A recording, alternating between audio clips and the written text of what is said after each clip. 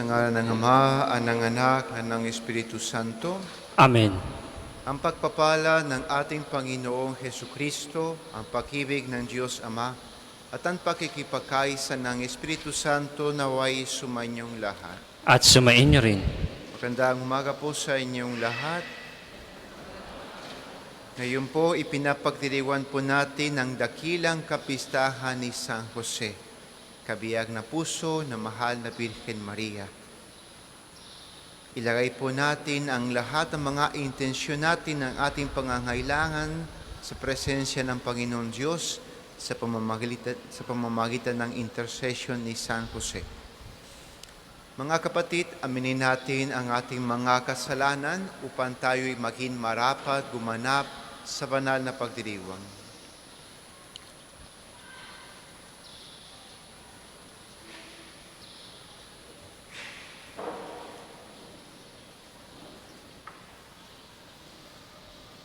Inaamin ko Sa makapangyarihan Diyos at sa inyo mga kapatid, na lubha akong nagkasala sa isip, sa salita at sa gawa, at sa aking pagkukulang. Kaya sinasamo ko sa mahal ni Birheng Maria, sa lahat ng mga anghel at mga banal, at sa inyo mga kapatid, na ako'y ipanalangin sa Panginoong ating Diyos. Kaawan tayo ng makapangyarihan Diyos. Patawarin tayo sa ating mga kasalanan at patnubayan tayo sa buhay na walang hanggan. Amen.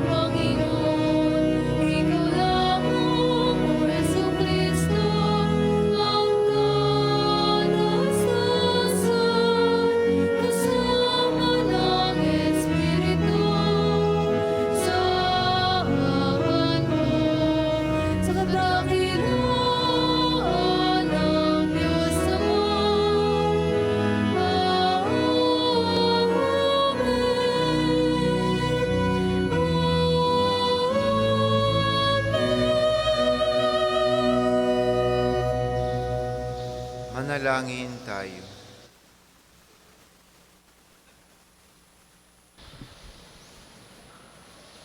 Ama namin makapangyarihan, ang ipinakatiwala mo kay San Jose na misteryo ng kaligtasan ng sangkatauhan, noong ito ay iyong simulan,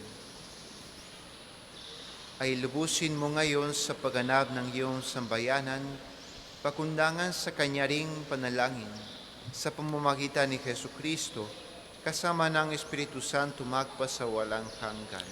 Amen.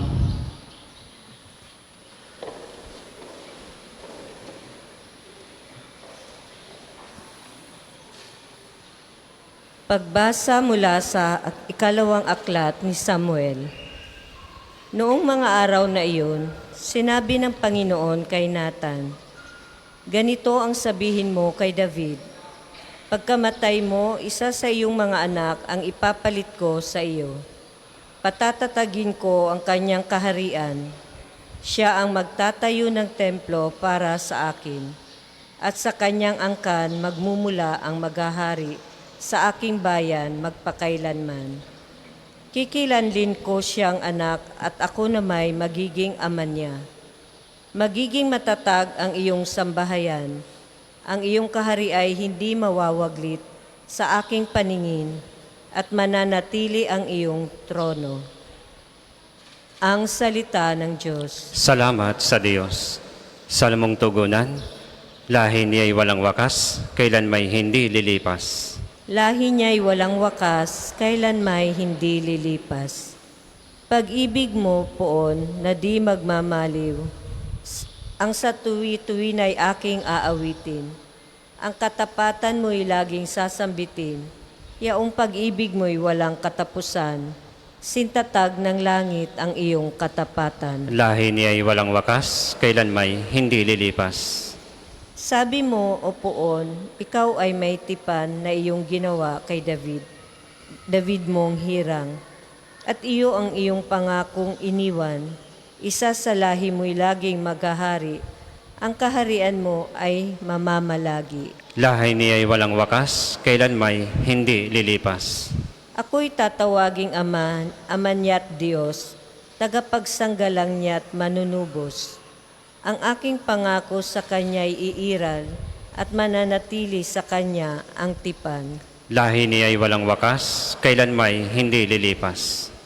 Pagbasa mula sa sulat ni Apostol San Pablo sa mga taga-Roma.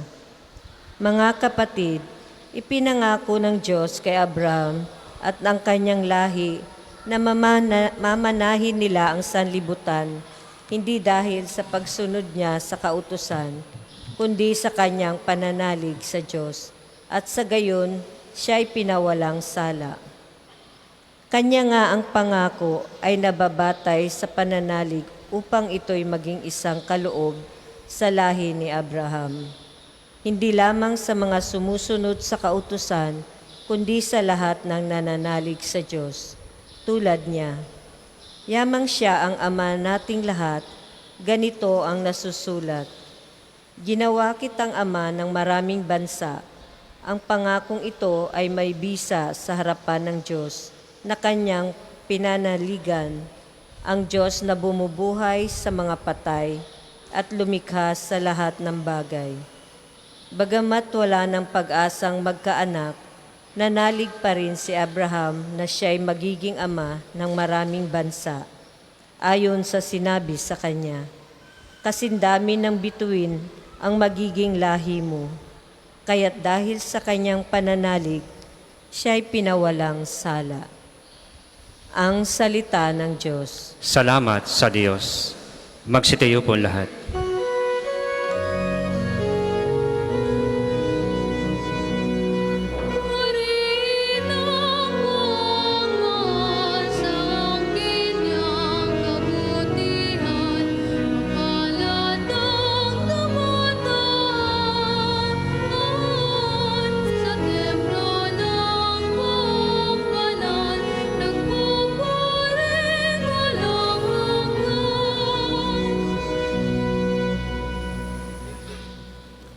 Sumainyo ang Panginoon. At sumainyo rin. Ang mabuting balita ng Panginoon ay yung kay San Mateo. Papuri sa iyo, Panginoon. Si Jacob, ang ama ni Jose na asawa ni Maria. Si Maria naman ang ina ni Jesus na tinatawag na Kristo. Ganito ang pagkapanganak kay Jesucristo. Si Maria ng kanyang ina at si Jose ay nakatakda ng pakasal. Ngunit bago sila nakasal, si Maria ay natagpuan nagdadalang tao. Ito'y sa pamamagitan ng Espiritu Santo. Isang taong matuwid itong si Jose ng kanyang magiging asawa. Ngunit ayaw niyang mapahiya si Maria, kaya ipinasya niyang hiwalayang ito ng lihim. Samantalang iniisip ni Jose ito, nagpakita sa kanya sa panaginip ang isang anghel ng Panginoon. Sabi niya sa kanya, Jose, anak ni David, huwag kang matakot na tuluyang pakasalan si Maria, sapagkat siya'y naklihi sa pamamagitan ng Espiritu Santo. Manganganak siya ng isang lalaki, at ito'y pangangalan mong Jesus, sapagkat siya ang magliligtas sa kanyang bayan sa kanilang mga kasalanan. Nang magising si Jose, sinunod niya ang utos ng anghel ng Panginoon. Mga kapatid, ang mabuting balita ng Panginoon. Pinupuri ka Pinupuri namin, Panginoong Jesucristo.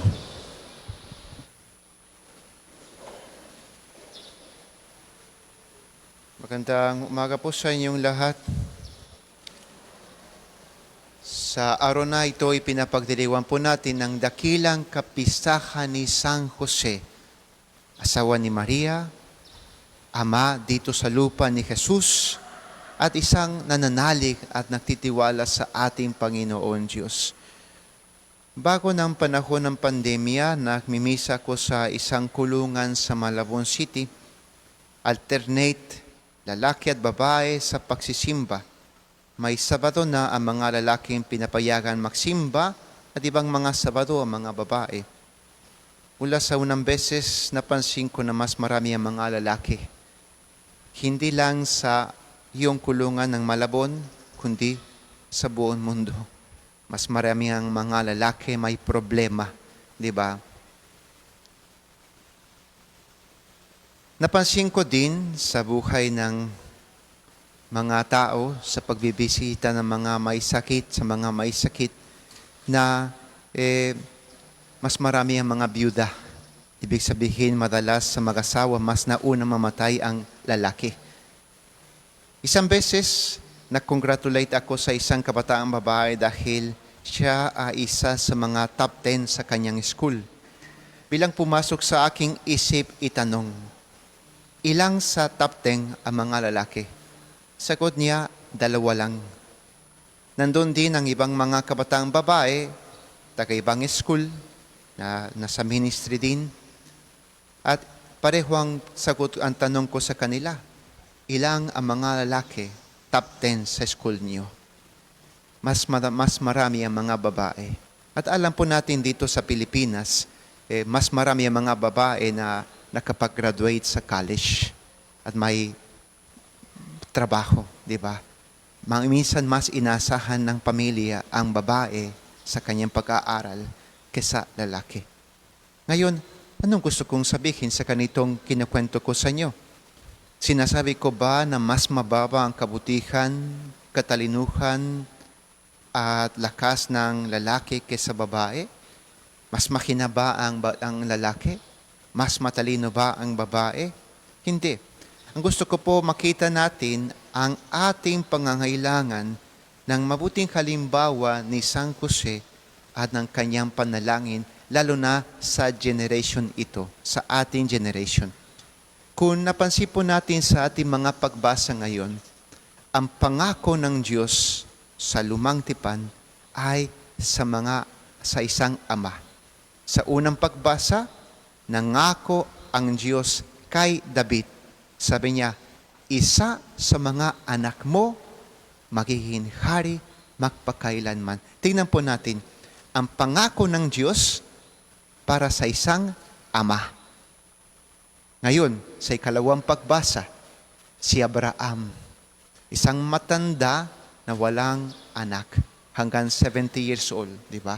Pangako ng Diyos, sabi ng Diyos, halika, tingnan mo ang langit, bilangin mo ang mga bituin, ganyang karami ang lahin mo.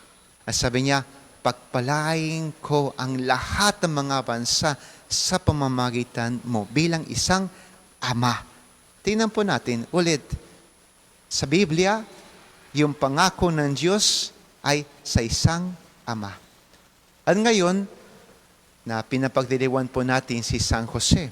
Hindi San Jose ang tinawag ng Diyos para maging tagapagligtas, kundi para maging ama ng tagapagligtas. Pero importante yung misyon.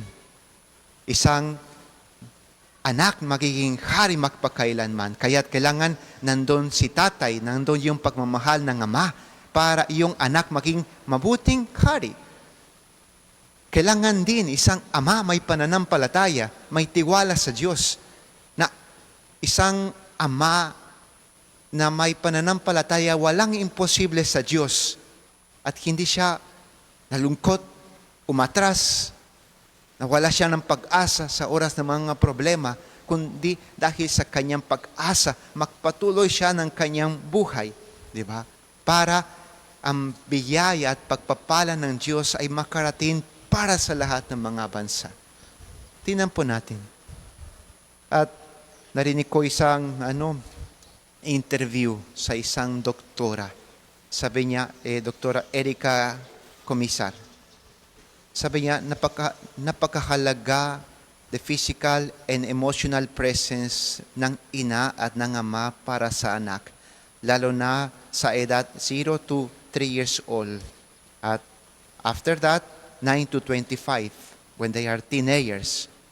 Parents are the environment of the child during this age, 0 to 3 years old.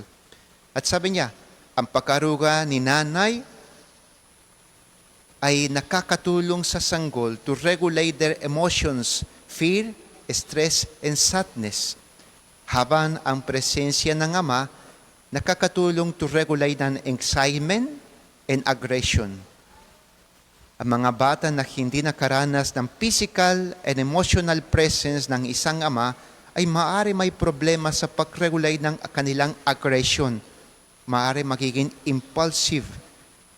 Baka fatherless ang mas marami ng mga kabataan na kakulong. Diba? Baka kung magtanong po tayo sa mga kabataan may problema sa kanilang behavior sa school o sa family, kumusta ang relasyon nila sa tatay? Baka tatay ko violente, o bakit lagi wala siya, lagi siya sa trabaho, o nahirapan ako mag-usap sa kanya, di ba? O minsan, kung si tatay ay kasama ng kanyang barkada sa pag-inom, mukhang masaya, nakikwento, nagbibiro, pero kapag siya ay kasama namin sa loob ng bahay, seryoso, galit, tahimik. Kaya't baka nandun may problema. Kaya't ang nagsimula, di ba, sa presensya ni tatay sa ating bahay, sa pagkaruga ng mga anak. Alam niyo, tendency ng pagmamahal ni nanay to protect the children. How? To keep them safe, to keep them inside of the house. To protect their children, what is the way of the mother? Is to keep them near to her. But what is the way of the father to protect the children? To challenge them, to teach them how to go out, how to face the world. Alam niyo sa Amerika, maraming kabataan na hindi lumalabas sa kanilang mga bahay. Nandoon sa loob ng bahay lang sa computer games. Tatagal doon, buong buhay nila nandoon. Dahil nandun si nanay, the mother to protect the child, keep him or keep them near to her. But the father to protect his children, bring them to face the world. Para kapag wala ako, alam mo paano humarap sa mga hirap ng mundo. Kaya madalas challenge ni tatay ang mga bata, di ba, para humarap sa mundo. Dahil kung wala ako, baka wala kang lakas. Baka wala kang confidence sa sarili. Tingnan po natin. Minsan nangyayari na kapag takot ang nanay sa yung education ni tatay, parang pinalayon ni nanay si tatay. Dahil baka nasaktan ng aking mga anak. The problem is when the father said, okay, if you want to embrace the whole responsibility to educate the children is your responsibility, I am out. Why? Okay. Dahil hindi ko kailangan to embrace a responsibility that others can take. Sometimes these are psychology of men. Kaya't mga kapatid, importante ito sa ating kapistahan ni San Jose. Ipanalangin po natin ang lahat ng ating mga tatay, ama ng bawat pamilya. Pero mga tatay din, alalahanin po natin, kung tayo ay hindi lumalapit sa ating Panginoon Diyos, ang mangyayari na magiging distracted po tayo sa mga bisyo. Magiging distracted po tayo at nandun po tayo sa bahay, but we are not happy because we haven't embraced the whole responsibility. Then, that is why we are in the house, but we don't want to be there. We want to be out. That might be the problem. So, what we need to do to embrace our responsibility. Kung nakita ko, nahihirapan ako, parang lumalayo ako sa aking pamilya, mahirap para sa akin mag-usap sa aking sarili mga anak, di ba? Anong gagawin ko? Anong gagawin ko? To be aware of my weaknesses first. To look for help in this spiritual help. Saint Joseph, isang asawa, isang ama, ay isang nananalig at sumunod sa kalooban ng Panginoon Diyos. Sa ngalan ng Ama, ng Anak, at ng Espiritu Santo. Amen. Magsitayo po lahat. Sumasampalataya ako Sa Diyos amang makapangyarihan sa lahat, na may gawa ng langit at lupa. Sumasampalataya ako kay Jesucristo, iisang anak ng Diyos. Panginoon nating lahat, nagkatawang tao siya lalang ng Espiritu Santo, ipinanganak ni Santa Mariang Birhen, pinagpakasakit ni Poncio Pilato, ipinako sa krus, namatay, inilibing, nanaog sa kanyaroroonan ng mga yumao, nang may ikatlong araw na buhay na maguli, umakyat sa langit, naluluklok sa kanan ng Diyos amang makapangyarihan sa lahat. Doon magmumulang paririto at huhukom sa nangabubuhay at nangamatay na tao. Sumasampalataya naman ako sa Diyos Espiritu Santo, sa banal na simbahang katolika, sa kasamahan ng mga banal, sa kapatawaran ng mga kasalanan, sa pagkabuhay na maguli ng nangamatay na tao, at sa buhay na walang hanggan. Amen. Ang lahat po'y magsuupo. Para po sa mga maghahandog ng sobre, pakihulog na lamang po sa buslo.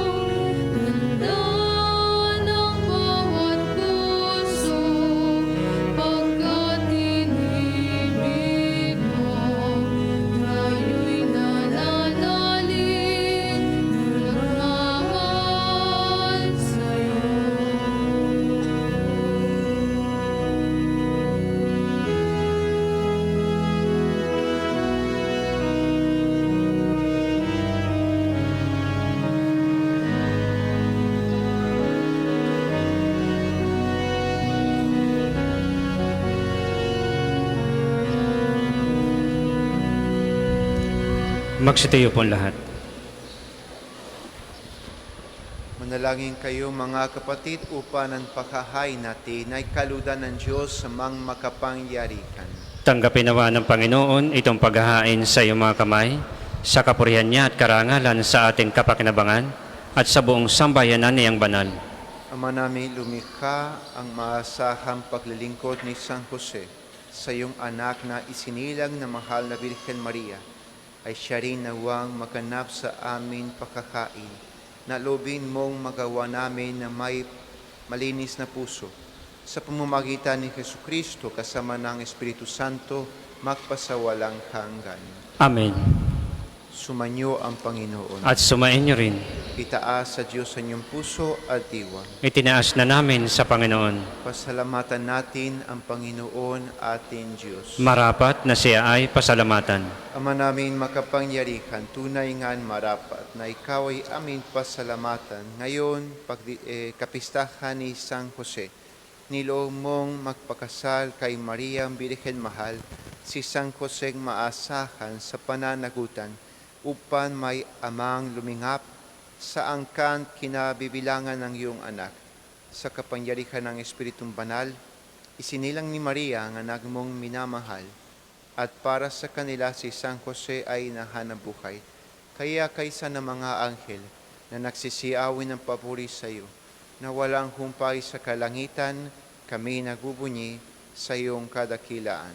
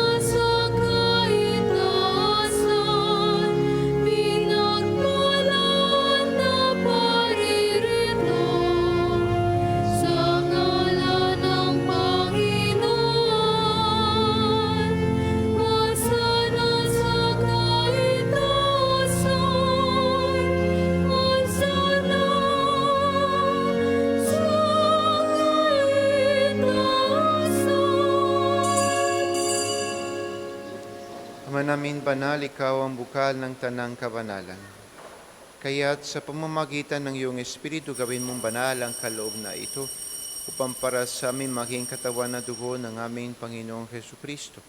Bago niya pinagtiis ang kusang loob na maging handog, hinawakan niyang tinapay, pinasalamatan kanya, pinahati-hati niya yun. Iniabot sa kanyang mga alagad at sinabi, "Tanggapin ninyong lahat ito at kanin. Ito ang aking katawan na ihahandog para sa inyo."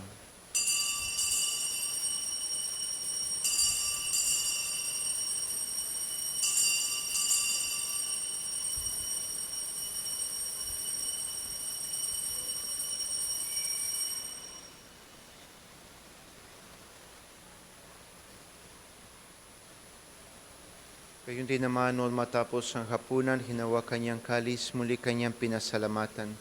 Iniabot niyang kalis sa kanyang mga alagad at sinabi, "Tanggapin ninyong lahat ito at inumin. Ito ang kalis ng aking dugo, ng bawat walang hanggan tipan. Ang aking dugo na ibubuhos para sa inyo at para sa lahat, sa ikapagpapatawad ng mga kasalanan. Gawin ninyo ito sa pagkalala sa akin."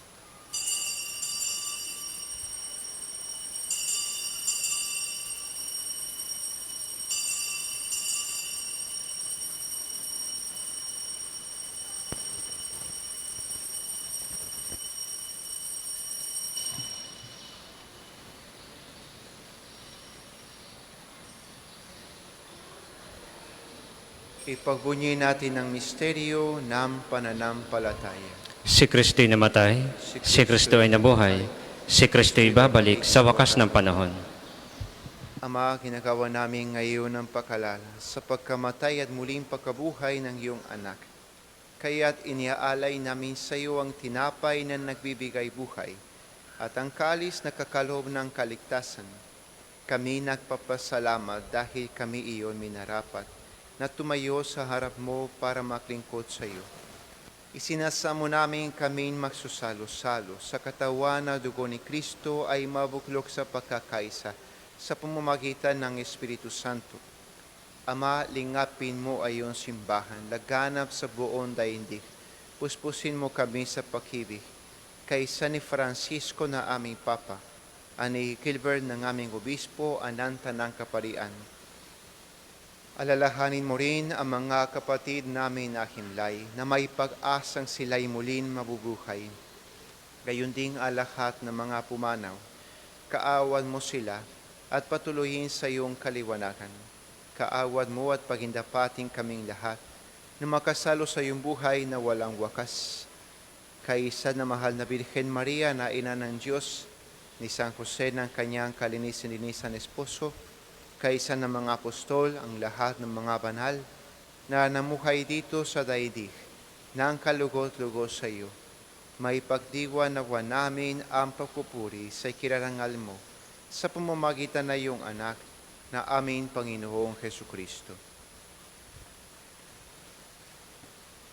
Sa pamamagitan ni Kristo, kasama niya at sa Kanya, ang lahat ng parangal at papuri ay sa iyo, Diyos amang makapangyarihan, kasama ng Espiritu Santo, magpasawalang hanggan.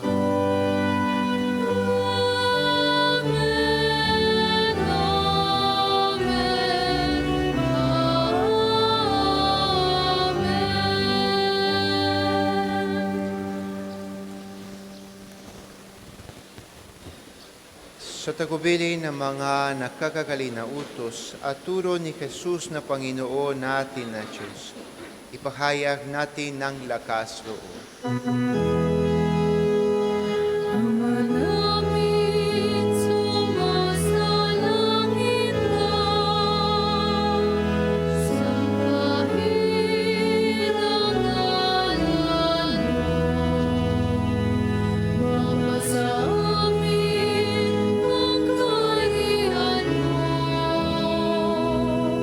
Sundin ang loob mo dito sa lupa para nang sa langit.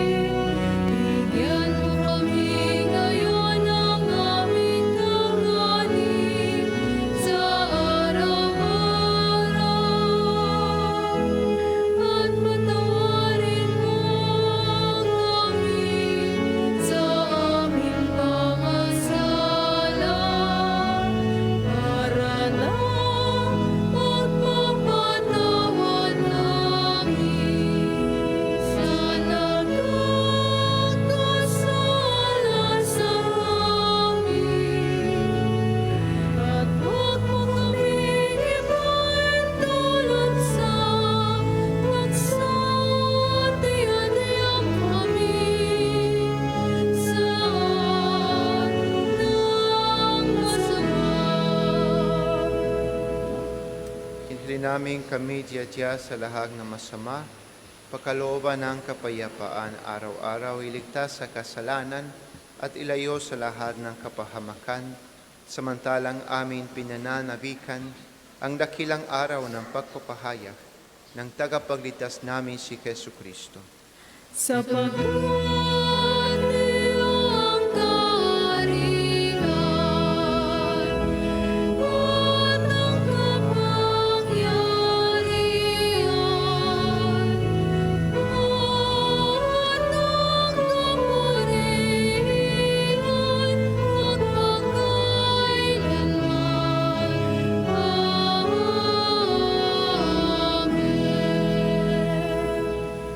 Panginoong Jesucristo, sinabi mo sa iyong mga apostol, kapayapaan ang iniiwan ko sa inyo, ang aking kapayapaan ang ibinibigay ko sa inyo. Tunghayan mo ang aming pananampalataya at huwag ang aming pagkakasala. Pakalooban mo kami ng kapayapaan at pagkakaisa ayon sa iyong kalooban. Kasama ng Espiritu Santo magpasawalang hanggan. Amen. Ang kapayapaan ng Panginoon ay laging sumanyo. At sumainyo rin. Magbigayan kayo ng kapayapaan sa isa't isa. Kordero ng Diyos na nag-aalis ng mga kasalanan ng sanlibutan, maawa ka sa amin. Kordero ng Diyos na nag-aalis ng mga kasalanan ng sanlibutan, maawa ka sa amin. Kordero ng Diyos na nag-aalis ng mga kasalanan ng sanlibutan, ipagkaloob mo sa amin ang kapayapaan. Kung hindi po kayang lumuhod, ay manatili pong nakatayo ng may paggalang. Mga kapatid, ito ang kordero ng Diyos, ito ang nakaalis ng kasalanan ng sanglibutan. Mapalat ang mga inaanyayahan sa kanyang piging. Panginoon, hindi ako karapat-dapat na magpatuloy sa iyo, ngunit sa isang salita mo lamang ay gagaling na ako.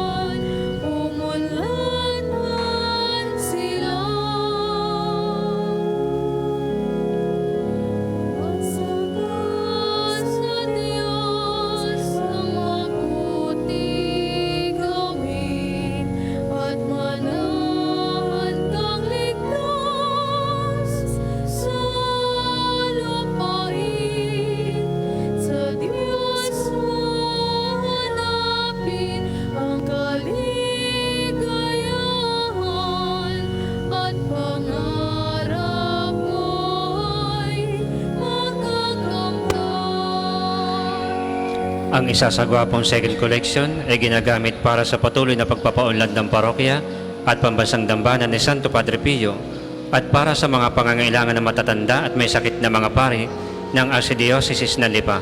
Salamat po sa inyong handog.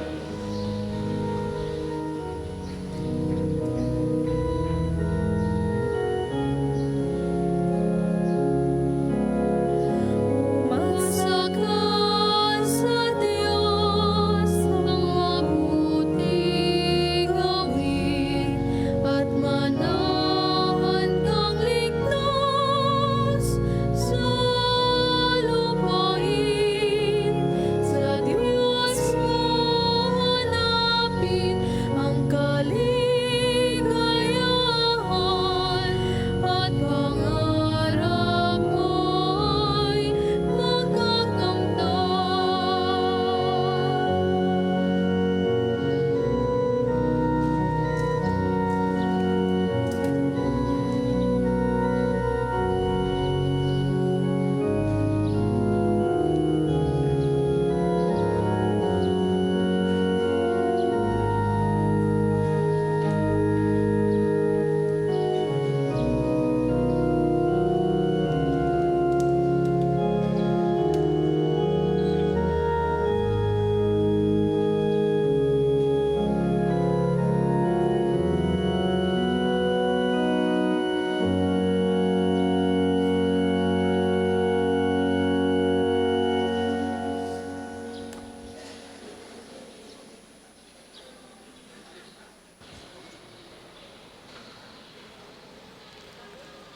Magsitayo po lahat.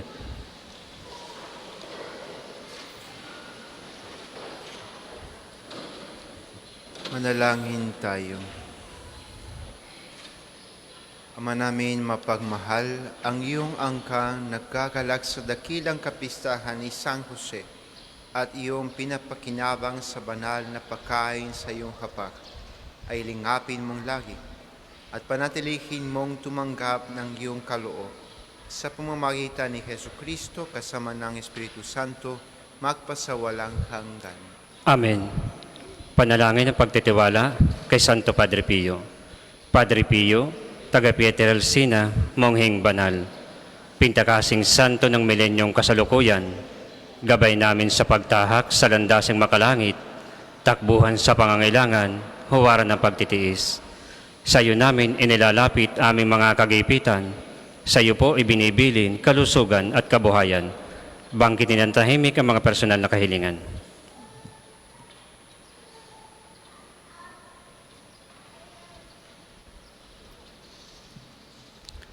Di mang karapat-dapat kami po ay pagbigyan, bendisyonan at basbasan, maging ganap sa buhay.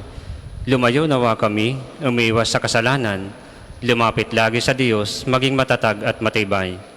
Sa mabuting balita ng pagliligtas, turuan mo kami nawa.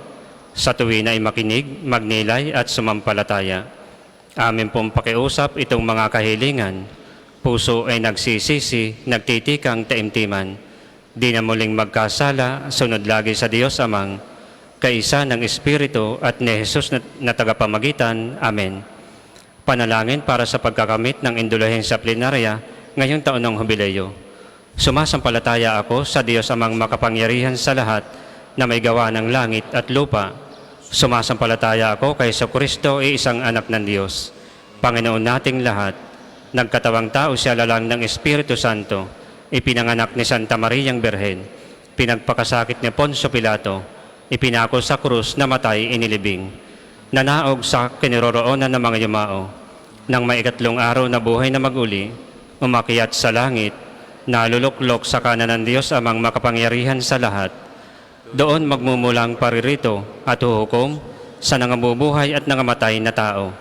Sumasampalataya naman ako sa Diyos Espiritu Santo, sa banal na simbahang Katolika, sa kasamahan ng mga banal, sa kapatawaran ng mga kasalanan, sa pagkabuhay na maguli ng nangamatay na tao, at sa buhay na walang hanggan. Amen.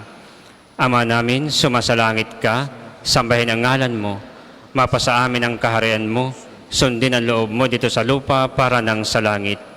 Bigyan mo kami ngayon ng aming kakanin sa araw-araw at patawarin mo kami sa aming mga sala para ng pagpapatawad namin sa nagkakasala sa amin. At huwag mo kaming ipahintulot sa tukso at iadya mo kami sa lahat na masama. Amen. Aba, Ginoong Maria, napupuno ka ng grasya, ang Panginoong Diyos ay sumasa iyo. Bukod kang pinagpala sa babaeng lahat, at pinagpala naman ang iyong anak na si Jesus. Santa Maria, Ina ng Diyos, ipanalangin mo kami makasalanan, ngayon at kung kami mamamatay. Amen. Ang lahat po yung magsupo para sa mga patalastas. Una, sa inyong pagdalaw sa pambansang dambana, mangyaring pakaingatan ang inyong mga personal na gamit.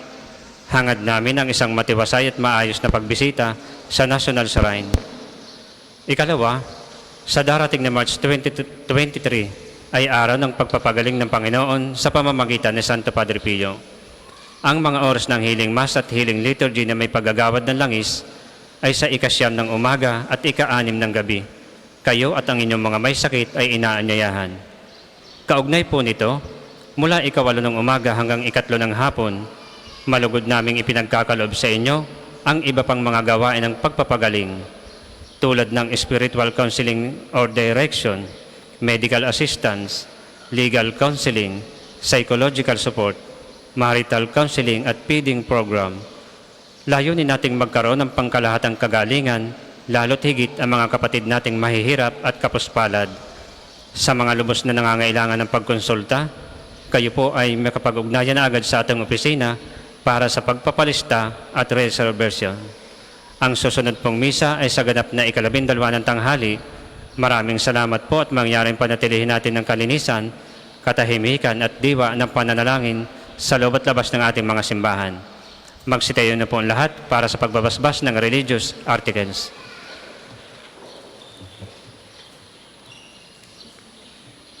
Manalangin tayo. O Panginoon Diyos, Ikaw ang bukal ng lahat ng pagpapala at biyaya. Ibuhos mo ang iyong bendisyon sa mga gamit na ito sa pananalangin, na nagpapaala-ala ng iyong kabutihan, kabanalan at pagmamahal sa amin. Upang ng lahat na dumulog at magdasal gamit ang mga ito ay magtamo ng iyong awa at biyaya. Lobin mong tularan nila ang kabanalan at aral ng Panginoon at ng mga santo magpasawalang hanggan. Amen. Ama namin, sumasalangit ka, sambahin ang ngalan mo. Mapasa amin ang kaharian mo, sundin ang loob mo dito sa lupa para nang sa langit. Bigyan mo kami ngayon ng aming kakanin sa araw-araw at patawarin mo kami sa aming mga sala para ng pagpapatawad namin sa nagkakasala sa amin. At huwag mo kaming pahintulot sa tukso at iadya mo kami sa lahat na masama. Amen. Aba, Ginoong Maria, napupuno ka ng grasya, ang Panginoong Diyos ay sumasa iyo. Bukod kang pinagpala sa babaeng lahat, at pinagpala naman ng iyong anak na si Jesus. Santa Maria, Ina ng Diyos, ipanalangin mo kami makasalanan, ngayon at kung kami mamamatay. Amen. Ama namin, sumasalangit ka, sambahin ang ngalan mo, mapasa amin ang kaharian mo, sundin ang loob mo dito sa lupa para nang sa langit. Bigyan mo kami ngayon ng aming kakanin sa araw-araw at patawarin mo kami sa aming mga sala para ng pagpapatawad namin sa nagkakasala sa amin. At huwag mo kaming pahintulot sa tukso at iadya mo kami sa lahat na masama. Amen. Aba, Ginoong Maria, napupuno ka ng grasya, ang Panginoong Diyos ay sumasa iyo. Bukod kang pinagpala sa babaeng lahat, at pinagpala naman ang iyong anak na si Jesus. Santa Maria, Ina ng Diyos, ipanalangin mo kami makasalanan, ngayon at kung kami mamamatay. Amen. Luwalhati sa Ama, sa Anak at sa Espiritu Santo, kapara noong una, ngayon at magpasawalang hanggan. Amen. Luwalhati sa Ama, sa Anak at sa Espiritu Santo, kapara noong una, ngayon at magpasawalang hanggan. Amen. Luwalhati sa Ama, sa Anak at sa Espiritu Santo, kapara noong una, ngayon at magpasawalang hanggan. Amen.